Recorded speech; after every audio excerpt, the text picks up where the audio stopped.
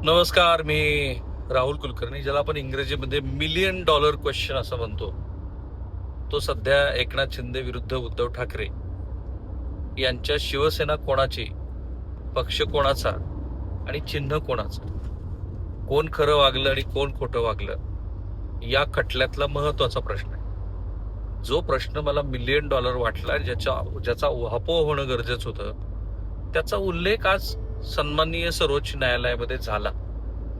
आणि उद्धव ठाकरे यांच्या वकिलांनी जसे काही मुद्दे मांडले, तसेच सन्माननीय न्यायाधीशांनी पण काही प्रश्न उपस्थित केले. आणि म्हणून मला जो खूप दिवसापासून वाटतो आहे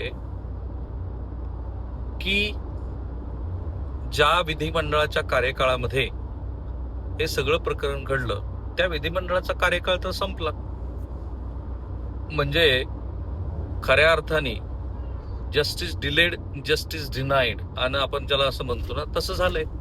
आणि उद्धव ठाकरे यांच्याबद्दल तर तो जस्टिस डिनाईड आहे असं निश्चित म्हणू शकतो, कारण त्यांना अपेक्षित असलेल्या कार्यकाळामध्ये तो काही निवाडा आलाच नाही.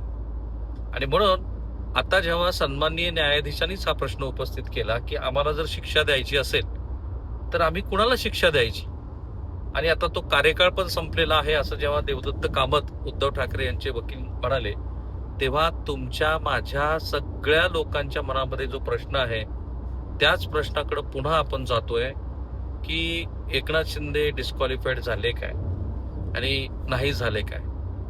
तरी ज्या विधानसभेचा कार्यकाळ संपला आहे, त्या संपलेल्या विधानसभेच्या कार्यकाळाचं काय. अर्थात एक महत्वाचा नैतिक प्रश्न आहे, त्याच्यावरती पण मी उहापोह करणार आहे. पण आज या प्रश्नाचा संदर्भ कुठे आला, कोण म्हणालं, त्याचे परिणाम काय आहेत, हे सगळं समजून घेण्यासाठी आता जे हे तुम्ही बघताय व्हिडिओ, ते शेवटपर्यंत पहा, चॅनल सबस्क्राईब करा आणि बेल ऐका. सन्माननीय न्यायाधीशांनी असं म्हटलं की विधिमंडळामध्ये श्री एकनाथ शिंदे यांच्याकडे बहुमत होतं, हे सत्य आहे. Factually it is correct. जेव्हा बहुमत सिद्ध केलं गेलं फ्लोअरवरती, तेव्हाही एकनाथ शिंदे यांच्याकडे बहुमत होतं. नंतर तर आपण पाहिलं की जसं विधानसभेमध्ये आमदार निघून गेले, तसेच खासदार पण निघून गेले, आणि त्यामुळं विधिमंडळामध्ये आणि संसदेमध्ये निर्विवादपणे एकनाथ शिंदे यांच्याकडे बहुमत होतं. तर तार्किक मुद्द्यावरती अडचण काय आहे, म्हणजे तर्काच्या पातळीवरती पण आहे, तांत्रिक मुद्द्याच्या पातळीवरती पण. ते बहुमत वाढवायला तात्कालीन व्यवस्थांनी मदत केली का? म्हणजे जसं राज्यपालांनी केवळ विरोधी पक्ष नेत्यांनी सांगितलं म्हणून बहुमत सिद्ध करायला सांगितलं, आणि त्याच्यात भावनेचा अतिरेक झालेल्या उद्धव ठाकरे यांनी राजीनामा देऊन टाकला. तिकडे विधिमंडळाच्या अध्यक्षांनी राहुल नार्वेकर यांनी घेतलेल्या निर्णयाबद्दल खुद्द सुप्रीम कोर्टाने काही प्रश्नचिन्ह उपस्थित केलेत. आणि म्हणून असं दिसतं आहे की या सगळ्या मुद्द्याच्या अनुषंगाने तात्कालीन यंत्रणांनी ते जे सरकार सत्तेवरती आलं त्याला मदत करणारी भूमिका घेतली, अकॉर्डिंग टू सुभाष देसाई विरुद्ध महाराष्ट्र सरकार ह्या निवाड्याच्या आधारावर. आता हे सगळं बाजूला ठेवलं आपण, आता तर नव्याने सगळी मांडणी सुरू झाली. आणि समजा असं लक्षात आलं की तात्कालीन न्यायाधीश, जे आत्ताचे सरन्यायाधीश आहेत सूर्यकांत, यांनी बहुमत चाचणी अलाउड करणं हे बेकायदेशीर होतं. म्हणजे कायद्याच्या चौकटीमध्ये ज्या आधारावरती तो तर्क घेऊन त्यांनी तो अलाउड केलं, तिथंच सरकार पडण्याची प्रक्रिया सुरू झाली. तर माझ्या मते आता सूर्यकांत काही स्वतःचं जजमेंट तर फिरवणार नाही, पण समजा फिरवलंच, त्याचा 3 न्यायाधीश आहे, सो व्हॉट. कारण उद्धव ठाकरे यांनी राजीनामा दिलेला आहे. त्या राजीनाम्याच्या प्रक्रियेनंतर एकनाथ शिंदे मुख्यमंत्री झालेत. बरं, थोडे नाही, 2.5 वर्ष ते मुख्यमंत्री होते. समजा ती सगळी प्रक्रिया चुकीची आहे असं मानलं, आणि आता त्याला चूक ठरवलं सुद्धा, तरी सुद्धा करायचं काय. निर्णय तर फिरवू शकत नाही, त्या 2.5 वर्षातला दिवसही परत येऊ शकत नाही. उद्धव ठाकरे आज मुख्यमंत्री नाहीये, त्यांना सत्तेवरून काढलं होतं, ही वस्तुस्थिती आहे. मग अशा स्थितीमध्ये प्रश्न असा पडतो की समजा असा निवाडा आला तरी काय. हा एक मुद्दा. दुसरा मुद्दा आहे की त्या सगळ्या काळामध्ये उद्धव ठाकरे यांच्या सरकारला पाडल्यानंतर तो जो विधानसभेचा कार्यकाळ आहे, तो कार्यकाळ संपलेला आहे. समजा डिस्क्वालिफाईडची प्रक्रिया कशी होईल की सो अँड सो विधानसभेचे सदस्य यांना 6 वर्षासाठी अमुक कारणामुळे अपात्र ठरवण्यात येत आहे.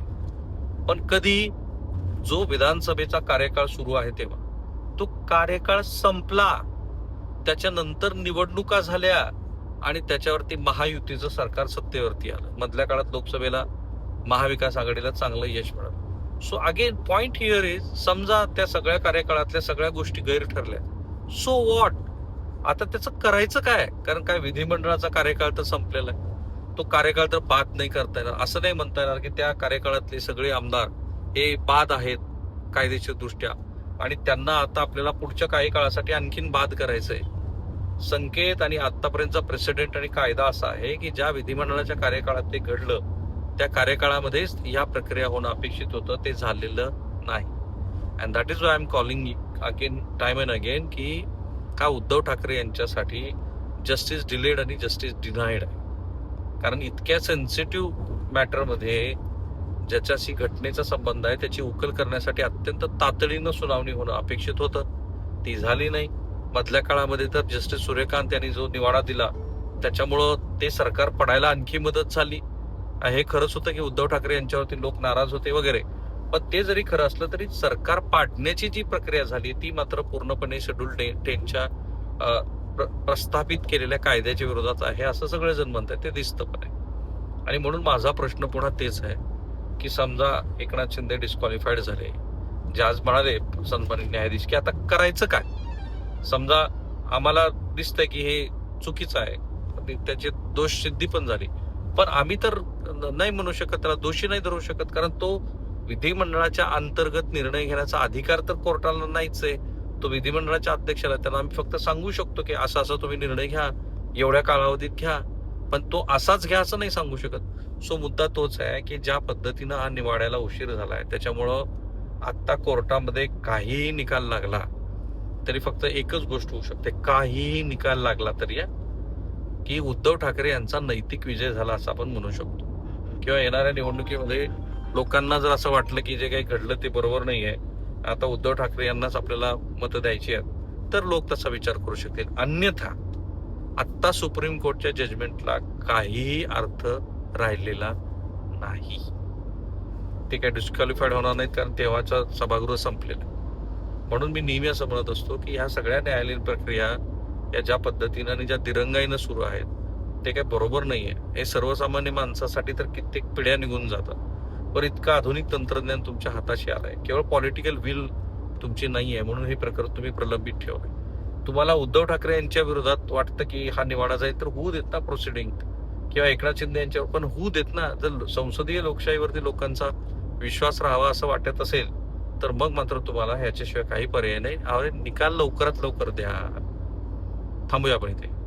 तुमचं मी केलेल्या मांडणीवरती नेहमीप्रमाणे काही ना काहीतरी मत असणारच आहे, ते जरूर या व्हिडिओच्या कमेंट बॉक्समध्ये टाका. चॅनल सबस्क्राईब करायला विसरू नका. थँक्यू.